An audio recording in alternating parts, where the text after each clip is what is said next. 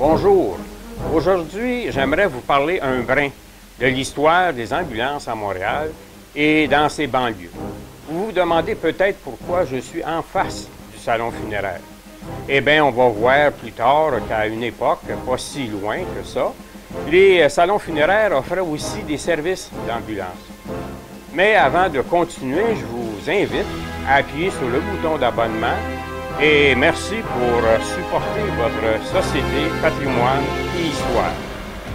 Il n'y a pas si longtemps, quand on était malade, on allait voir le docteur du village et du quartier.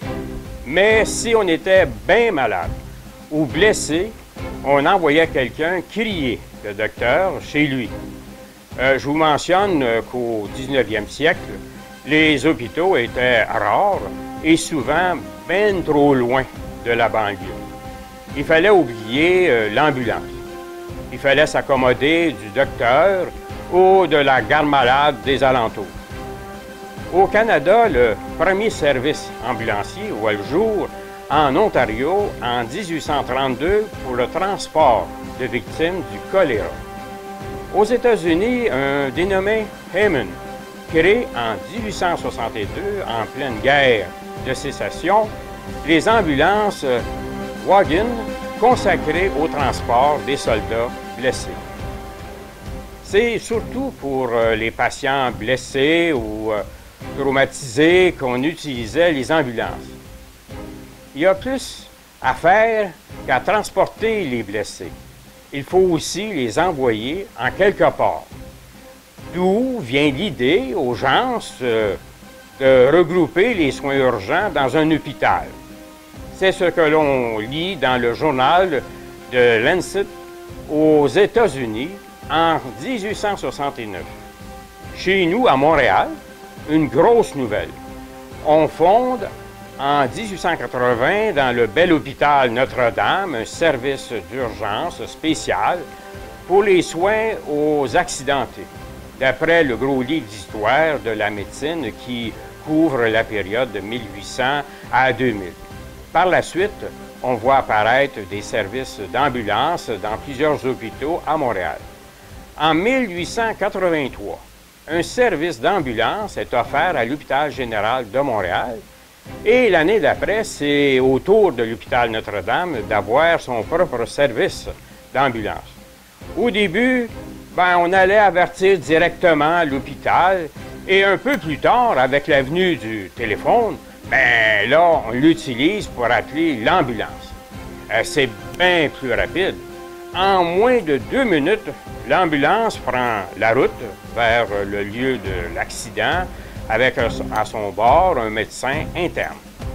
Dans les années 50, le service ambulancier couvrant Montréal ne parvient pas à répondre adéquatement à la demande.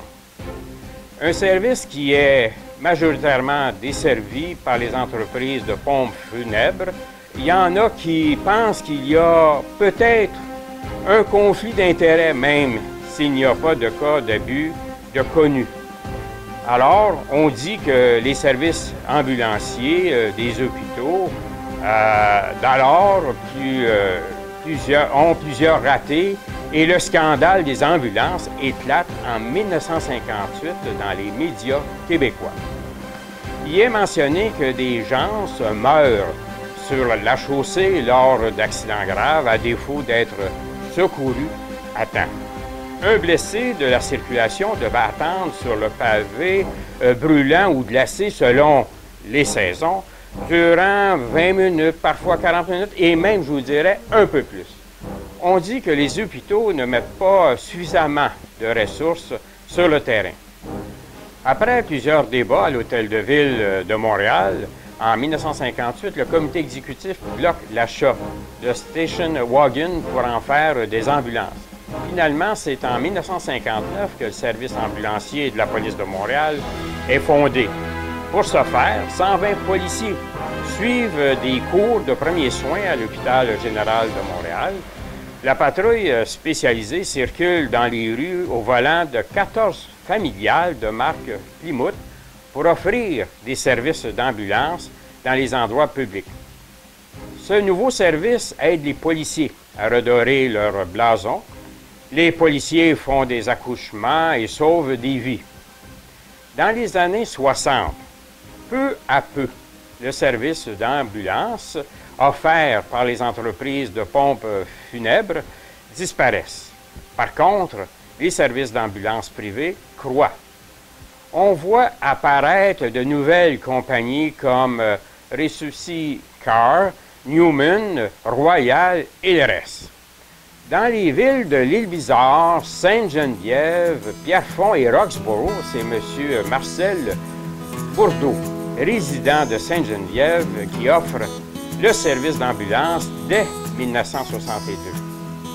Dans la vie de tous les jours, il est chauffeur d'autobus à Montréal, dans le secteur de la rue Grenet, Cartierville.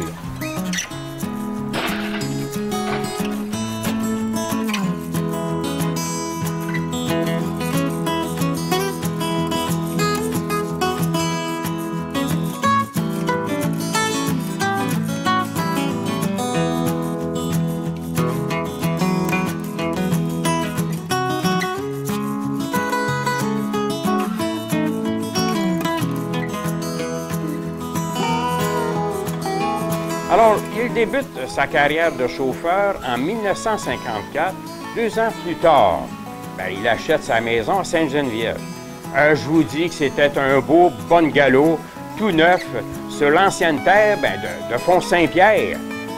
On était au début de l'étalement de la grande ville vers la campagne. Je vous dis que M. Bourdeau était entrepreneur, sympathique et bien social. Ces passagers du secteur de Cartierville l'appréciaient bien gros comme chauffeur d'autobus. J'ai bien l'impression que sa route dans les alentours du gros hôpital Sacré-Cœur a peut-être influencé son empathie envers les malades qui se rendaient à l'hôpital. Dès son arrivée à Sainte-Geneviève, il constate qu'il n'y a pas de service adéquat d'ambulance. Il est bien inquiet pour la sécurité, sa famille qui compte quand même 7 enfants. Alors, il jongle avec l'idée d'offrir un service d'ambulance dans le nord-ouest de l'île de Montréal. En 1962, il s'achète un station wagon de la marque internationale pour en faire une ambulance. C'est un investissement important pour l'équipement adéquat. Pour y arriver, il va vendre son véhicule personnel. Désormais, il doit se rendre à son travail de chauffeur d'autobus en faisant du pouce le long du boulevard Gouin. Il faut être volontaire, pas à peu près. Dans le but de rentabiliser l'entreprise, il va fonder l'Association Secourisme Ambulance pour ceux qui ont besoin de ces services en cas d'accident. Le coût annuel pour l'adhésion est de 2 $ par famille.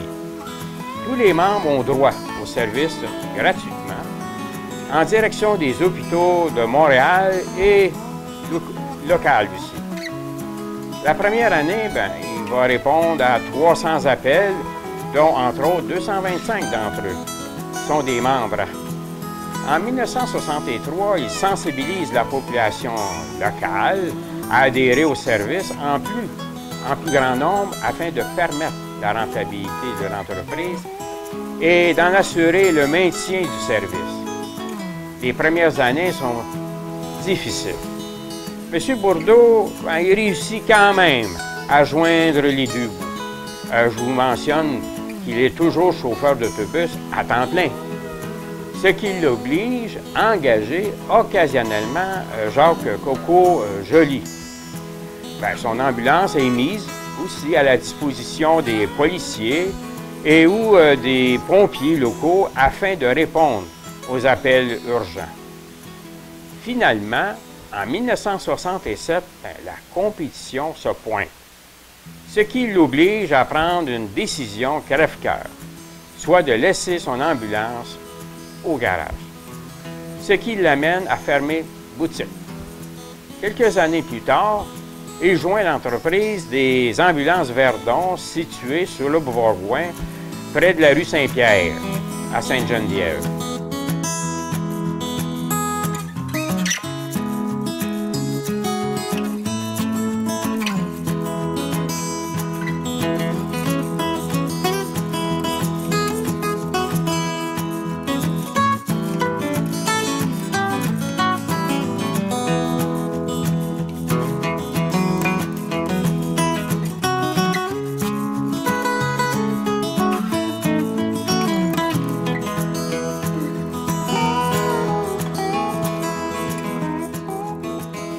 Avec le temps, l'entreprise loge ses 3 ambulances à l'île Bizarre sur la rue La Chapelle. En 1975, le journal Montréal Matin rapporte une situation malaisante en rapport au paiement d'une facture par 3 accidentés qui doivent être transportés à un hôpital de Montréal. Il s'en est suivi une accusation, ce qui a eu pour effet de nuire à la viabilité des ambulances Verdon. Aujourd'hui, les services ambulanciers sont ce qu'ils sont grâce à un téméraire tel que Marcel Bourdeau, qui a pris action à l'époque pour doter la région d'un service essentiel. Il a fait toute une différence parmi plusieurs familles. La Corporation d'urgence santé de la région de Montréal métropolitain devient une entité administrative distincte en mars 1989 pour voir à la répartition des appels et le transport ambulancier. Sur ce, je vous souhaite de la santé.